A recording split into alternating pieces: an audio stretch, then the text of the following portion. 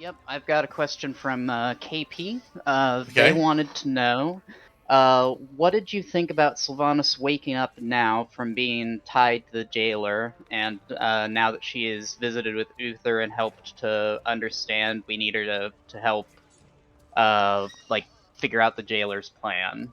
Mm-hmm. I believe that we've touched on this a bit, but uh, it's more in the nature of I guess why is it we need Sylvanas for that? Um, and why was Uther the one that needed to help out? Um, Plot armor. Yeah. There really is no reason why Sylvanas has to be in the next bit of the story, right? After she went, I will never serve, and she gets basically bitch slapped by Zuval. Sylvanas's role within the story is over. It no longer needs to be there. She is done. Her story is over. But you have a character that you made that character commit genocide. On more than one occasion, you made that character want to commit genocide. Now you're trying to whitewash the character and effectively turn the character into a hero. That's not going to happen by just removing the character from the story. You have to actively make the character part of the solution. When in reality, what exactly is Sylvanas' role in any of it? What is her role to the fall of Zuval in its entirety? If I'm not mistaken, most of it was Uther, right? Uther's role in this, I think, is more of a bit of fan service than anything else. You know, they really wanted Uther to play a part in the story. And I like that. I don't mind the fact that Uther is part of the story because Uther is a brilliant character. Sylvanas, on the other hand, just feels forced. It feels like you fucked up with her character. Now you're trying to make her character right. And the only way you can really do that is by profusely apologizing over and over and over again. And the best example I would have of this is anyone that's ever been cheated on and did not end the relationship immediately will know exactly what I'm talking about when I say you find out your partner cheated on you. They find out that you know that they cheated on you. And then for the next 2 or 3 months, your partner is involved, almost over involved in your life. Like suddenly they want to do everything for you and they want to be a part of everything. Like all of the things that you always had a problem with them doing, now they're no longer doing it. They're doing the exact opposite, you know? Maybe they never did the dishes. Now they're doing the dishes even when the dishes don't need doing. You know, so they're basically going above and beyond to make you forget about the evil thing that they did, about the fact that they cheated on you. That's Sylvanas right now. She committed an oopsie, you know, killed a couple of elves, maybe a few more than what people would absolutely be able to stomach. And now she's kind of profusely apologizing for the souls that she took.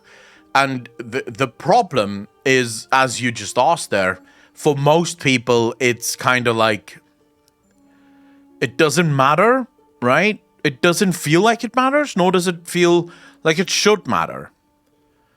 What Blizzard should have done with Sylvanas, in my opinion, was to remove her from the story for a very long time. I mean, 3, 4, maybe even 5, 6 years. So for the next 2.5, 3 expansions, there should have been no Sylvanas. Put her on the back burner. You've saved her. Great. You know, she has her soul back, no problem. Not an issue. But then they try to do this, and then ultimately they end up doing what I fucking said they should do. Because first they tried to make her part of all of everyone's story, you know, apologizing profusely for sucking someone else's dick and then killing a couple of thousand elves. But then they go, okay, now we'll put her in the maw so that everyone can forget to sort of get over it. And it's sort of like, I think you should have put her in the maw, let everyone forget, and then bring her back and let her do something great, something necessary, something that saves a lot of lives. Give people first some time to get over it. Let people calm down a little bit. And again, you can literally just look at real life and know that this is how it works. If any one of you have ever dated someone that did something wrong and you're very angry at them, one of the most confusing and irritating things ever is when that other person that just did something wrong wants to fucking talk about it whilst you're angry at them for the thing that they just did. You're livid at the thing that they just did, and now they want to talk it out. And it's kind of like, just shut the fuck up. Leave me alone. We'll talk when I've calmed down. Because if we talk now, this relationship is basically over.